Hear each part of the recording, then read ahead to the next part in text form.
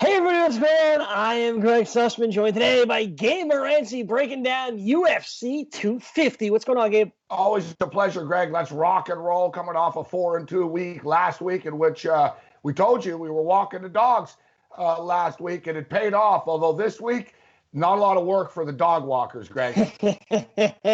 We'll see what happens. We'll see if the favorites can get it done. We'll begin with a big fight, one of the main events here at UFC 250. It's Amanda Nunes taking on the Montreal Canadian, Felicia Spencer. Spencer, a massive underdog. Nunes, a monstrous favorite. Where are you going in this fight? Well, this is really tough because obviously, listen, if we're going to break down UFC 250, it's hard not to talk about the main event. And it's hard not to tell everybody that Amanda Nunes, bar none, is the best female fighter in the history of mixed martial arts. But nobody's getting rich running to the windows or clicking their apps at minus 850. We're going to look at this fight, and I'll tell you what, Felicia Spencer, man, is she tough. People really didn't know about her. She was the Invicta champion. As you mentioned, she's from Montreal, but she went to Central Florida University, lives in Orlando now. But like a lot of Canadian fighters, or I should say like all Canadian fighters, she's tough as frozen ice, all right? And she's going to be a load to deal with for Amanda Nunes. But when we say that, only in the sense that it might take Amanda Nunes a little bit longer to figure Spencer out. Spencer's got massive heart. She's also a big fighter as well. Listen, Amanda Nunes is great, but Spencer is a true natural 145-pound fighter. Nunes might be a little bit taller, but Felicia Spencer is thicker. She's a strong woman, Felicia Spencer, and she's tough as hell. Look, if you look at Nunes, she can knock your head off right away if she doesn't like you. I noticed sort of a pattern with her. If she has a point to prove, the Cyborg Santos stuff, Cyborg's the best female fighter ever. She murdered her. She destroyed her. Ronda Rousey, she murdered and destroyed. Holly Holm, sort of the UFC poster children. She destroyed. I've noticed, against Pennington, against the Ramsey, if she doesn't really hate you, she is a little bit different of a fighter. And I don't think she hates Felicia Spencer. And I think she's going to be a little bit cautious early. Listen, Nunes used to come out headhunting right away, Greg. And sometimes her cardio would start to give a little bit as the fight would go on, as great as she is. She doesn't really have that problem right now. So instead of giving you guys a minus 850, listen, Amanda Nunes is going to win the fight. But I think that Spencer can extend this 7.5 minutes, Greg. Let's go over 1.5 rounds in the main event. Amanda Nunes doesn't necessarily hate Felicia Spencer, which hopefully will allow this fight to go a little bit longer than many people expect. That's what the cappings come to, Greg. She doesn't hate her. You're right. She doesn't hate her, so maybe she'll let her survive just long enough.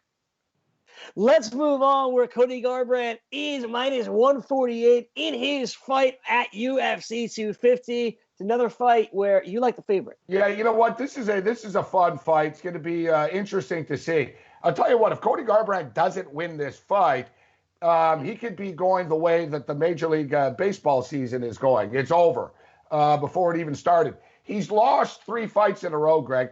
I'm going to cut him a little bit of slack. He was kind of a young phenom. He was knocking guys out. He was talking a lot of smack. He's the type of guy that the UFC likes. Covered in tattoos, talks a lot. But the problem with him is he also lost a lot. And he lost 3 fights in a row in devastating fashion. He got caught up in a feud with TJ Dillashaw.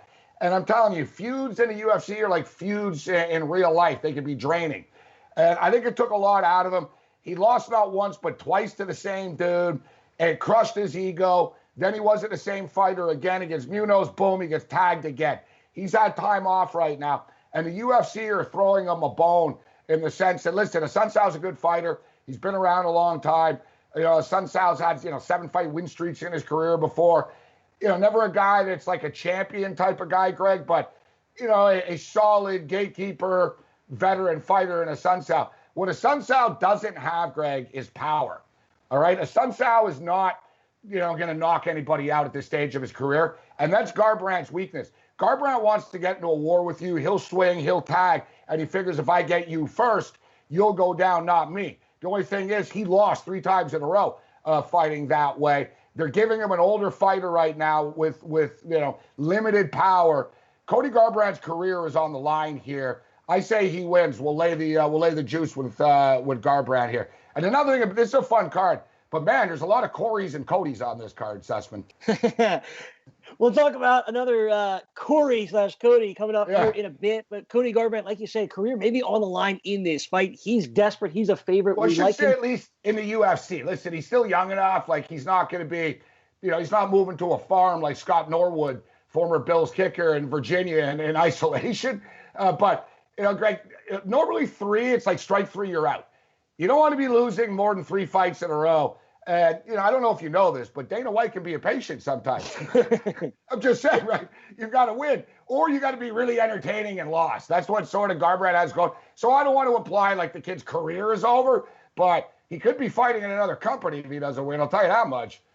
Could be fighting in another company in another country if he doesn't win this one. Cody Garbrandt, the favorite on Saturday night.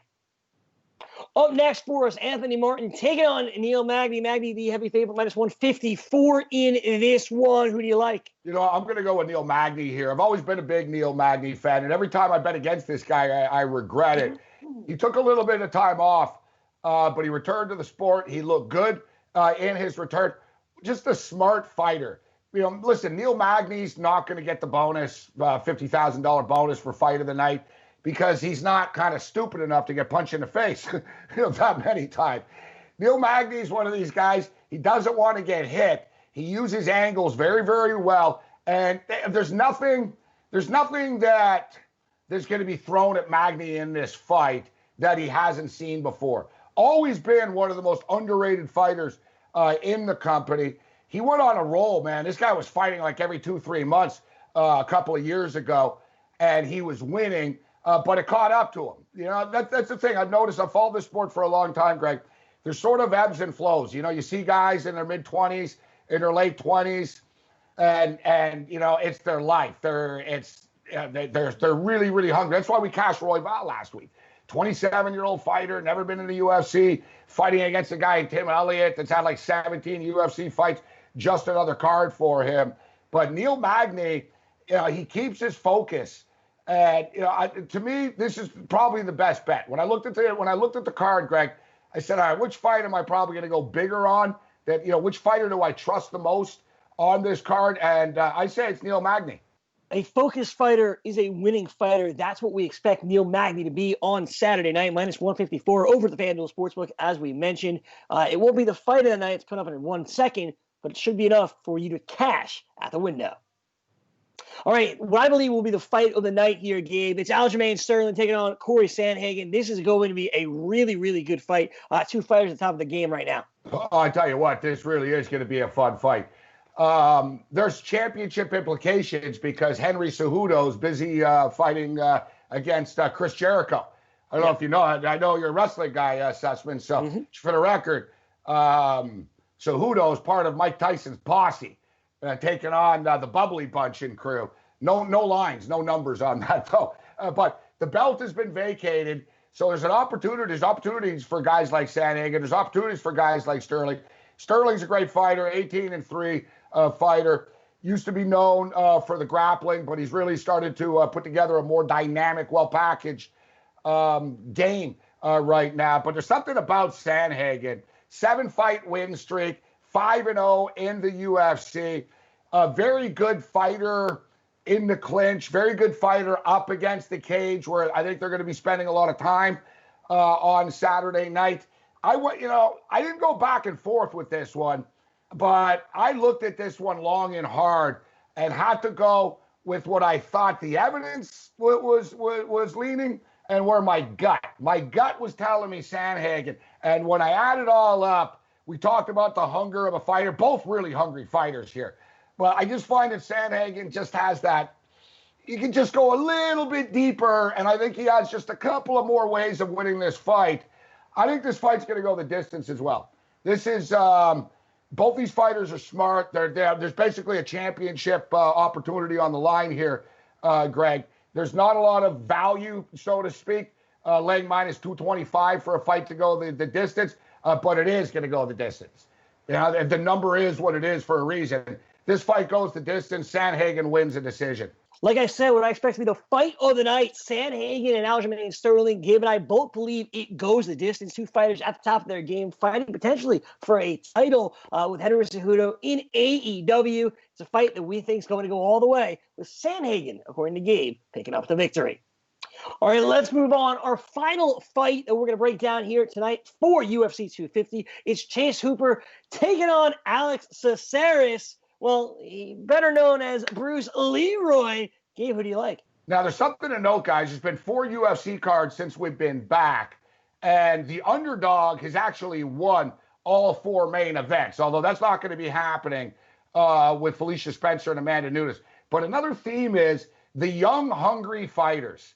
Young, hungry fighters, younger fighters, they're used to fighting in front of no fans. They're used to fighting in difficult circumstances, weird arenas, weird places, etc. Not for a lot of money, as opposed to some of the UFC vet sort of journeyman type of guys that we've seen. We talked about Michael Johnson losing his fight.